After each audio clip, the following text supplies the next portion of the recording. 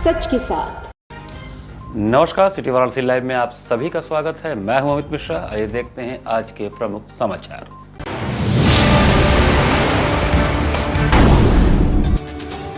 ग्रामीण बैंक कर्मचारियों ने ग्रामीण बैंकों को निजीकरण से बचाने के लिए किया प्रदर्शन।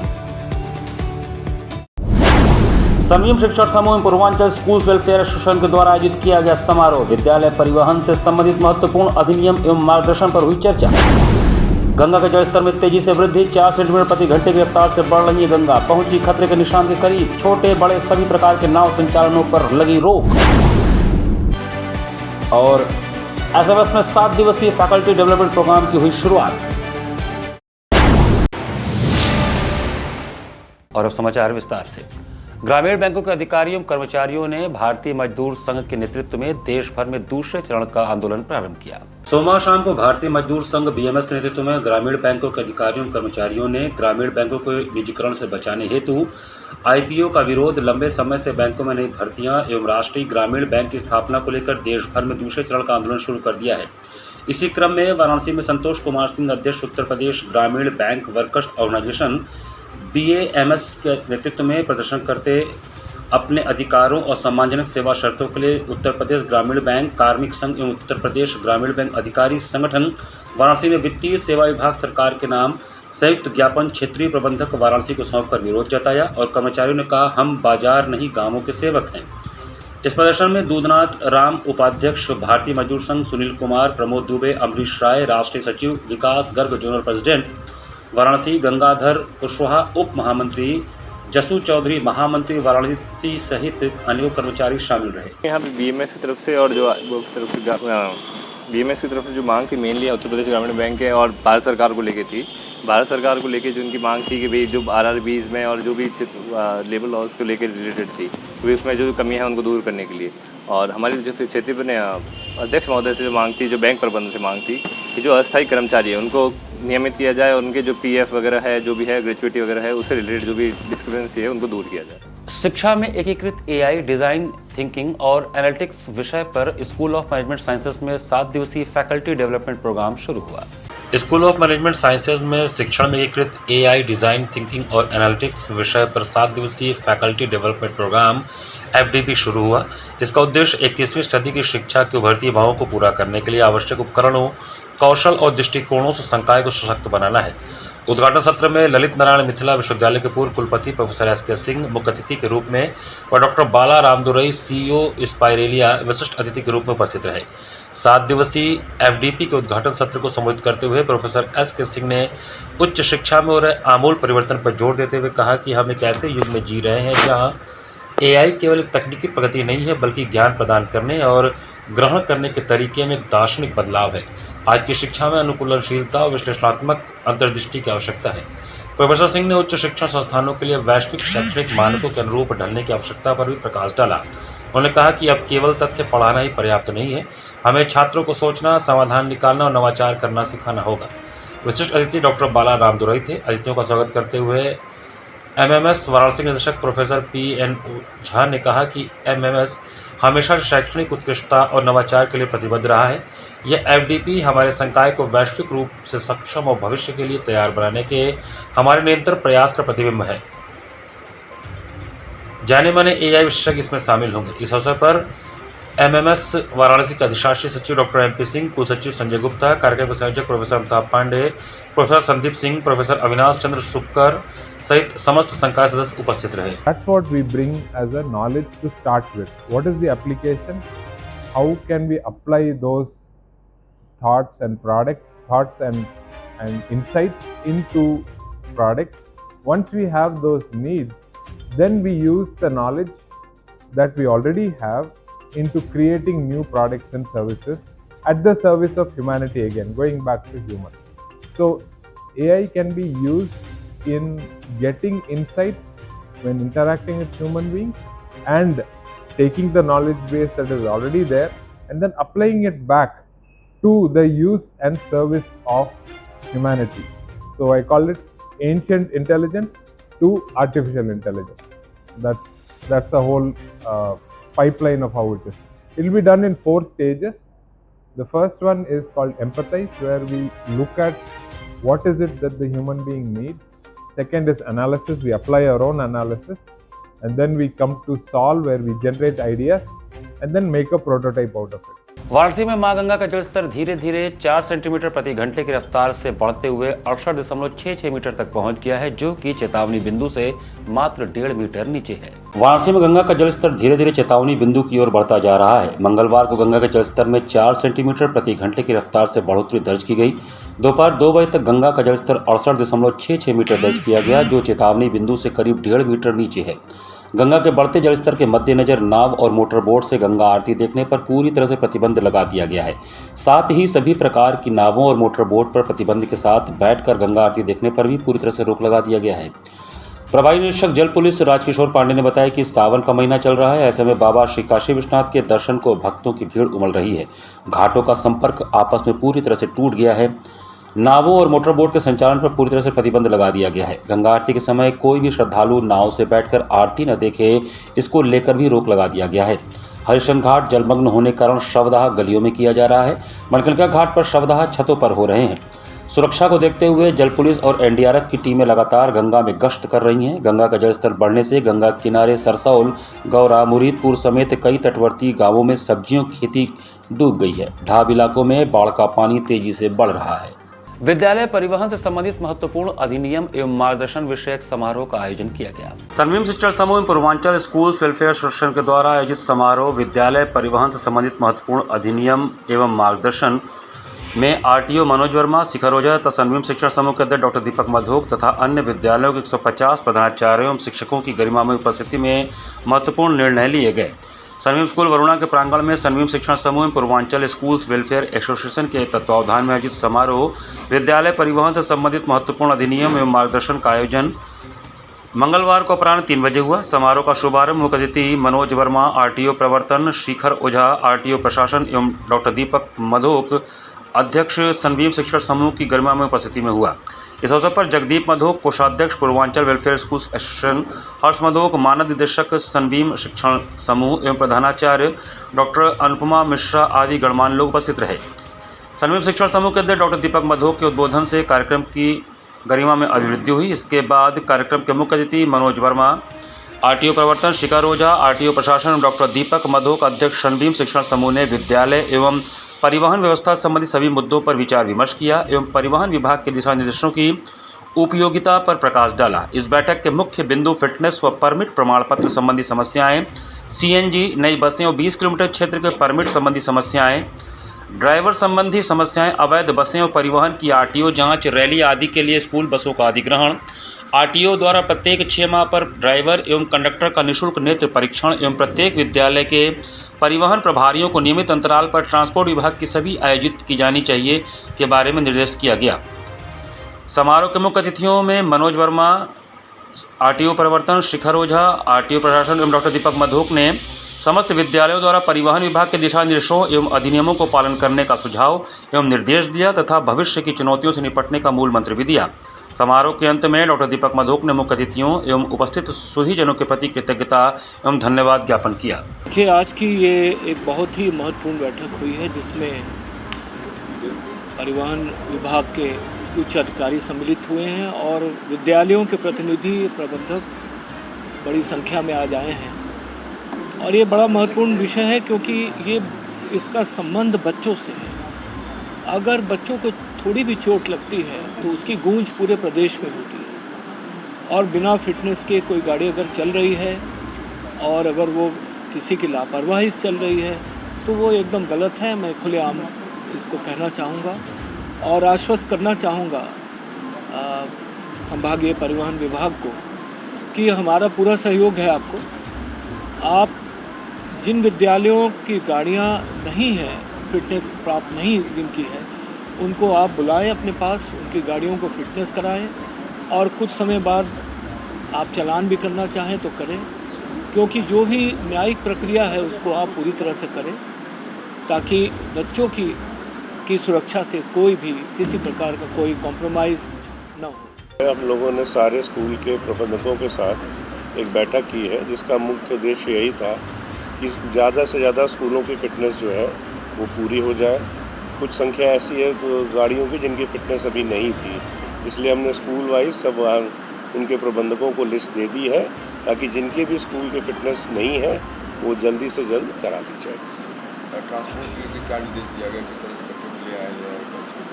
देखिए, इसमें सबसे महत्वपूर्ण जो चीज़ें थी कि ड्राइवर का लाइसेंस होना चाहिए, उसका पुलिस वेरिफिकेशन करा लिया जाए, गाड़ियों में एक अटेंडेंट भी रहे जो बच्चों को उतारने और उनको चढ़ाने में मदद करे, और इसके अलावा सड़क सुरक्षा के जो भी नॉर्म्स हैं उनका पालन करें। गौतम चटर्जी द्वारा लिखित पुस्तक काशी शैविज्म पर विचार गोष्ठी का आयोजन हुआ। काशी में शिव की पूजा भी प्राचीन है। वैदिक समय से यहाँ योगियों की एक परंपरा शिव दृष्टि की भी रही है, जो काशी का शैव दर्शन है। गौतम चटर्जी की अंग्रेजी में लिखी पुस्तक इस विषय को पहली बार रेखांकित करती है और वैदिक सभ्यता से श्यामाचरण लाहिरी और गोपीनाथ कविराज जैसे मनीषियों तक आती योग परंपरा को गहन स्वरूप देती है। यह विचार सोमवार शाम विद्वान प्रोफेसर कमलशील ने गौतम चटर्जी की पुस्तक काशी शैविज्म पर चर्चा करते हुए कला दीर्घा में व्यक्त किए। दिल्ली की संस्था वाणीश्री ने चर्चा का आयोजन किया था। पुस्तक पर चर्चा करते हुए विदुषी प्रोफेसर विभा त्रिपाठी ने पौराणिक आख्यान और पुरातात्विक आधार के उदाहरण रखे। विषय प्रवर्तन डॉक्टर गौतम ने किया। संस्था की डॉक्टर संगमित्रा चक्रवर्ती ने धन्यवाद दिया। संगोष्ठी में प्रोफेसर सुभाष लखोटिया, प्रोफेसर सदानंद शाही, सुरेश जांगड़, सुरेश नायर, रामशंकर, वेणु, वनिता आदि उपस्थित रहे। संचालन दीप्त रूप घोष ने किया। तो बुद्ध योगी थे और योगियों की दुनिया में जाने के लिए, ज्ञानगंज में जाने के लिए देश के उस भाग में आए थे जहाँ हिंस्र पशु नहीं रहते, वहाँ हिरण रहते थे। उसका नाम था ऋषिपत्तन मृगदाय। तो पाली में वो था ईशीपत्तन मृगदाय, और हमारे संस्कृत में ऋषिपत्तन, ऋषियों के रहने की जगह। मृगपत्तन मतलब जहाँ पर आकाश मार्ग से जाते हैं, इसे विशाखापत्तनम वगैरह बना दिए एयरपोर्ट। तो मृगदाय का मतलब था कि हरिणों का बगीचा, वो मांस नहीं खाते। वहाँ पर सारे योगी ऋषि मुनि रहते थे और उस अपनी देह को वहाँ रख करके आकाश मार्ग से उस ज्ञानगंज में जाते थे, जो काशी है। यहाँ पर वक्त चला छोटे से ब्रेक का। बने रहिए सिटी वाराणसी लाइव के साथ। वाराणसी लाइव, सच के साथ। Facilities of Navneeta Kuwar Public School: quality education, well qualified faculty, dance, vocal, instrumental music, robotics, art and crafts, skating, karate classes, indoor and outdoor activities. Use playground for kindergarten and various types of games. Math, physics, biology, chemistry lab and smart library.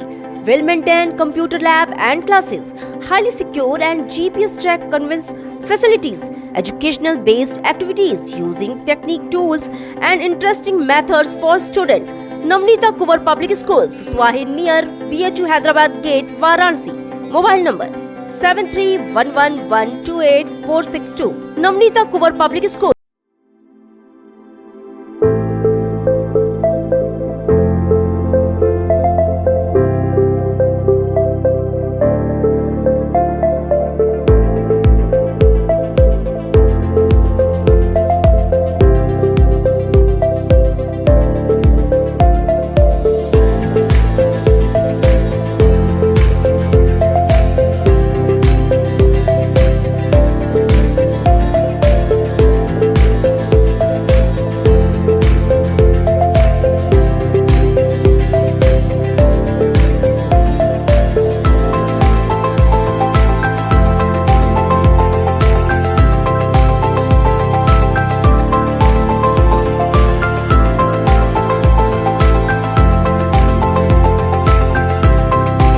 Swami Harsivanand public school छात्र छात्राओं हेतु वातानुकूलित छात्रावास की सुविधा, हर तिमाही युक्त खेल का मैदान, इंडोर गेम आउटडोर गेम की सुविधा, जिम, योगा, ध्यान की विशेष कक्षा, एनसीसी एबीसी सर्टिफिकेट तथा करियर काउंसलिंग की सुविधा, विज्ञान, कला तथा कॉमर्स के साथ वैकल्पिक विषयों की एक लंबी श्रृंखला, कम फीस में उत्कृष्टतम अध्ययन की व्यवस्था, शहर के सभी क्षेत्रों में बस की सुविधा, विज्ञान, कंप्यूटर तथा सभी आधुनिकतम प्रयोगशाला उपलब्ध, audio video classes. Swami Harsivanand public school and hostel, शिक्षण समूह शाखाएं Garhwa Ghat, Ramna, Varanasi. Phone number 9554995413, Jagatganj Varanasi. Phone number 7408457111, Vanpurwa, Ramna, Varanasi. Phone number 9554955412, railway station road, Churk, Sonbhadra. Phone number 7081109710, Marsada, Ghorawal, Sonbhadra. Phone number 954963199495 एवं स्वामी हरसिवानंद महाविद्यालय, Churk, Sonbhadra. Phone number 7081109711।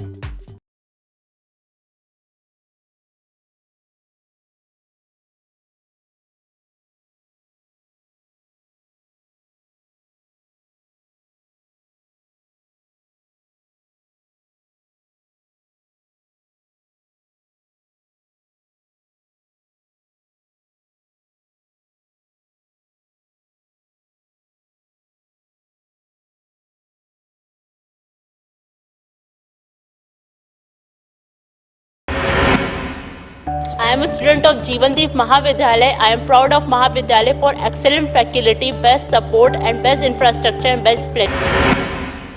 I am a student of Jeevandeep Mahavidyalaya. I am proud of Mahavidyalaya for excellent faculty, best support and best infrastructure and best place. I am a student of Jeevandeep Mahavidyalaya. I am proud of Mahavidyalaya for excellent faculty, best support and best infrastructure and best place. Varanasi live सच के साथ। Break के बाद आपका स्वागत है। भारतीय गगन यात्री शुभांशु शुक्ला के सकुशल धरती पर वापसी के लिए नमामि गंगे द्वारा हवन पूजन किया गया। अंतरिक्ष स्पेस स्टेशन पर पहली बार भारत का परचम लहराकर 140 करोड़ से अधिक भारतीयों का स्वाभिमान 7वें आसमान पर पहुंचाने वाले गगन यात्री शुभांशु शुक्ला की ऐतिहासिक अंतरिक्ष यात्रा के सकुशल वापसी के लिए मंगलवार को नमामि गंगे और महर्षि योगी वेद विज्ञान विद्यापीठ के वेद पाठी भटकों ने हवन पूजन किया। देश के यशस्वी सपूत की शुभ वापसी हेतु ईश्वर से प्रार्थना की गई। मंगलाचरण, स्वास्ति वाचन और सभी देवी देवताओं के नाम से हवन कुंड में आहुति देकर भारतीय अंतरिक्ष मिशन की मजबूती के लिए आशीर्वाद मांगा गया। आकाशगंगा मिशन को पूर्ण कर शुभांशु के शुभ आगमन पर राष्ट्रीय ध्वज तिरंगा और भारत माता की जयगान कर सफलता की कामना की गई। नमामि गंगे काशी क्षेत्र के संयोजक व नगर निगम के स्वच्छता ब्रांड एम्बेसडर राजेश शुक्ला ने कहा कि शुभांशु शुक्ला की वापसी भारत के वैज्ञानिक समुदाय और देश के लिए गर्व का पल है। शुभांशु शुक्ला की वापसी भारत के अंतरिक्ष कार्यक्रम को और मजबूती देगी। आकाशगंगा मिशन भारत के अंतरिक्ष मिशन में एक ऐतिहासिक मील का पत्थर स्थापित करेगा।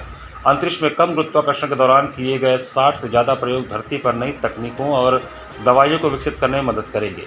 आयोजन में प्रमुख रूप से नमामि गंगे काशी क्षेत्र के संयोजक राजेश शुक्ला, महर्षि योगी वेद विज्ञान विद्यापीठ के प्रबंधक सुनील श्रीवास्तव, सीमांत के श्री स्वाई, आचार्य पंडित राकेश मिश्रा, आचार्य आकाश गर्ग सहित बटुक शामिल रहे। लखनऊ निवासी, उत्तर प्रदेश के वासी, भारत के वासी और भारत के लाल शुभांशु शुक्ला के पृथ्वी पर आने के अवसर पर हम ईश्वर से प्रार्थना करें कि वह सकुशल यहाँ पृथ्वी पर उपस्थित हो जाएं। उनका जो यान है वो सकुशल पृथ्वी पर वापस आए और हमें कई प्रकार की विभिन्न नई तकनीकें और अनेक जानकारियां प्राप्त हों जो कि अंतरिक्ष में उन्होंने अर्जित की है। सरयू पारण ब्राह्मण परिषद द्वारा सम्मान समारोह का आयोजन किया गया। सरयू पारण ब्राह्मण परिषद वाराणसी तत्वावधान में 13 जुलाई को होटल वाराणसी हेरिटेज तुलसी घाट 80 के सभागार में विद्वानों का सम्मान समारोह आयोजित हुआ। कार्यक्रम की अध्यक्षता परिषद अध्यक्ष पंडित पारसनाथ उपाध्याय ने किया।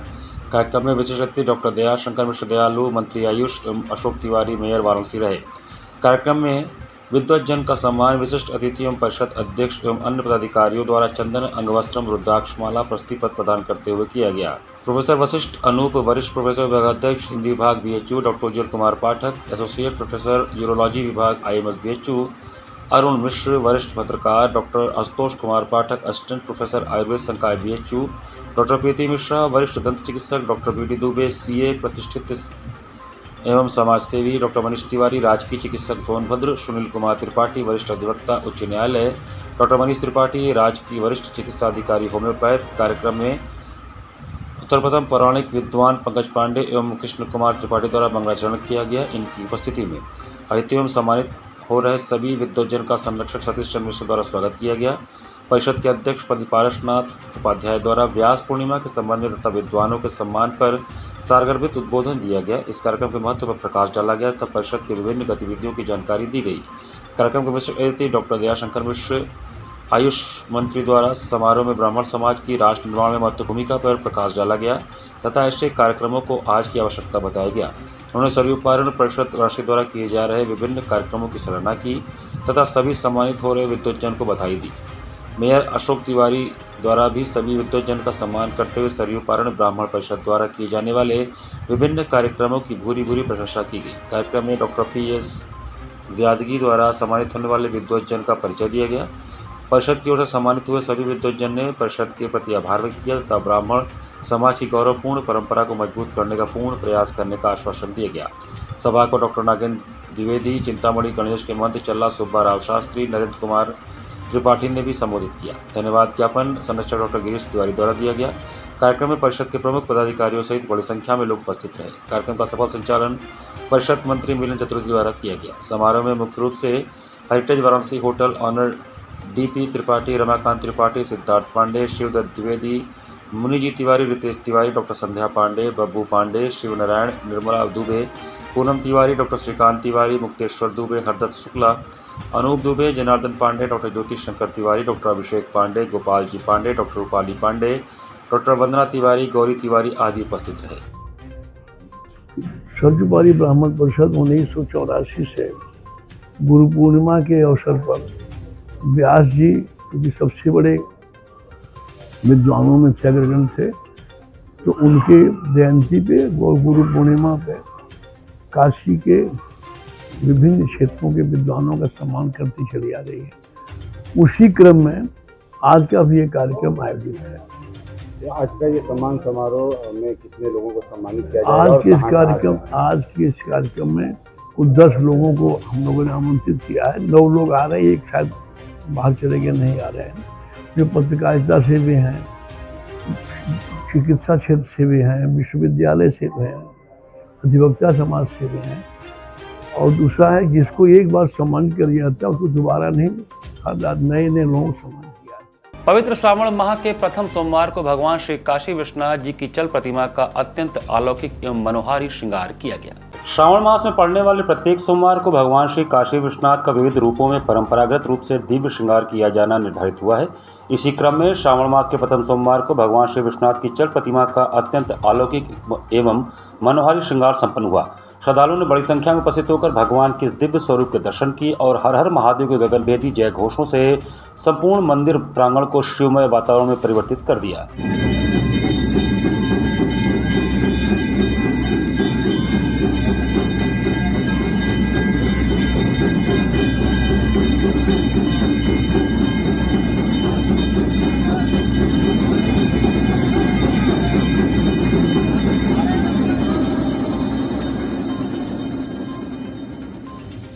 देवराहा बाबा आश्रम द्वारकाधीश मंदिर में चल रहे 7 दिवसीय श्रीमद् भागवत कथा के 5वें दिन भगवान और भक्त के संबंधों पर विचार व्यक्त किए गए।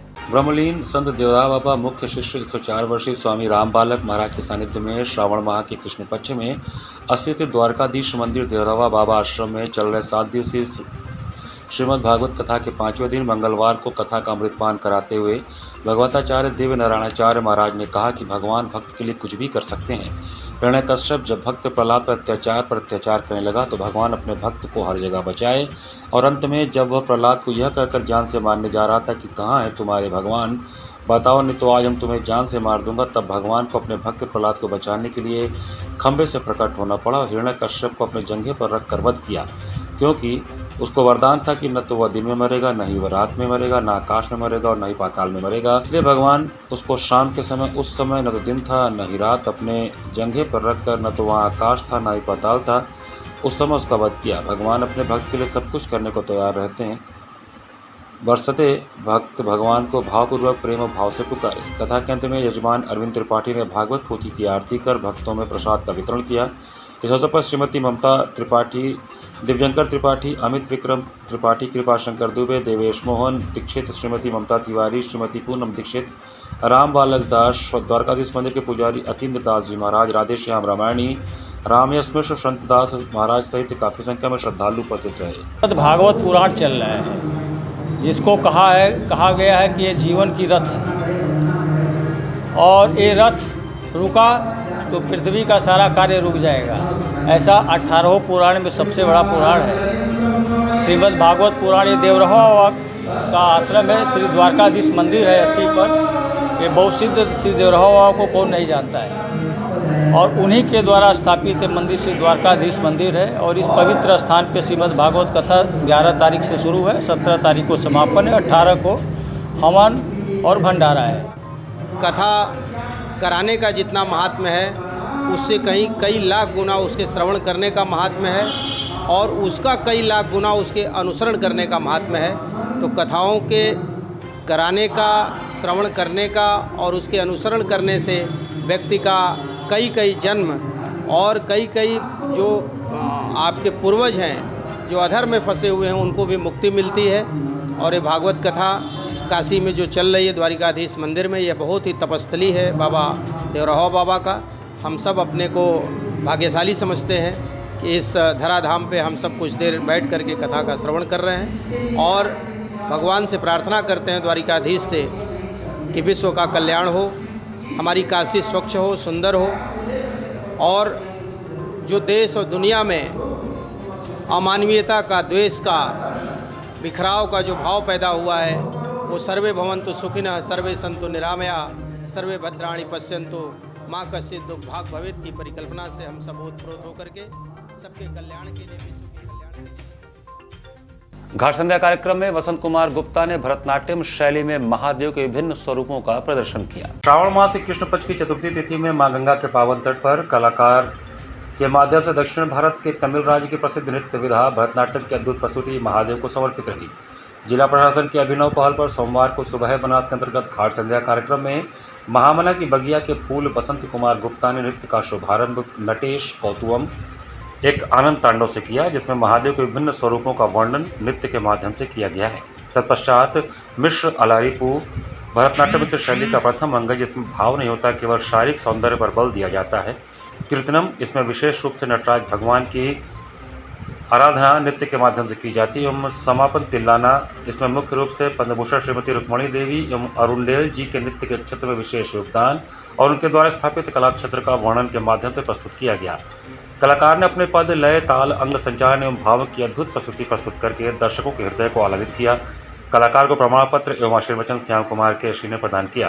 कार्यक्रम का संयोजन सुबह बनास सचिव संस्थापक डॉक्टर रत्नेश वर्मा ने किया है। कार्यक्रम का सफल संचालन सीमा केसरी ने किया। इस अवसर पर भारी संख्या में दर्शकगण उपस्थित रहे।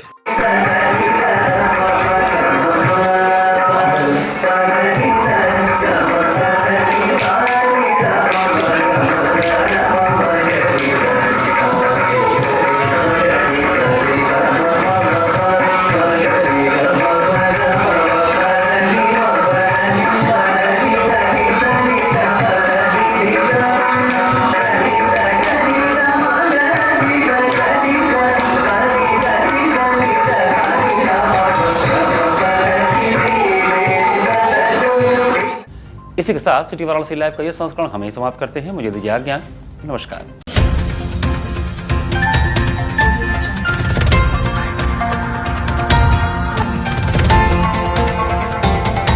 वाराणसी लाइव, सच के साथ।